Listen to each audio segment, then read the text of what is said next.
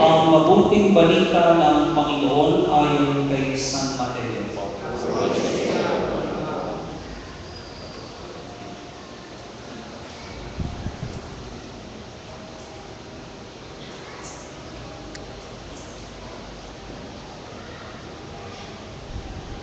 Noong panahon iyon, lumapit kay Jesus ang asawa ni Zebedeo, kasama ang kanyang mga anak.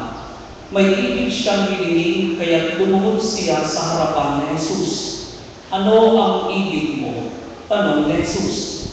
Sumagot siya, sana'y ipagkaloob ninyo sa dalawa kong anak na ito ang karapatan na makaupong katabi ninyo sa inyong kaharian, isa sa kanan at isa sa kaliwa.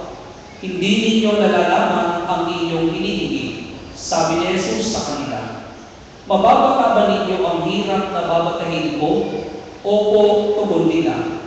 Sinabi ni Jesus, ang hirap na babatahin ko'y babatahin na ninyo. Ngunit wala sa akin ang pagpapasya kung sino ang mauupo sa aking kanan at sa aking kaliwa. Ang mga luklukang sinasabi ninyo'y para sa mga pinaghandaan ng aking Ama. Nang marinig ito ng 10 alagad, nagalit sila sa magkapatid. Kaya pinalapit sila ni Jesus at sinabi sa kanila, alam ninyo na ang mga pinuno ng mga hintil ay nagahari sa kanila, at ang mga dinadakila ang siyang nasusunod. Ngunit hindi ganyan ang dapat umiral sa inyo. Sa halip, ang sino man sa inyo na ibig maging dakila ay dapat maging lingkod. At sino mang ibig maging pinuno ay dapat maging alipin ninyo, tulad ng anak ng tao na naparito.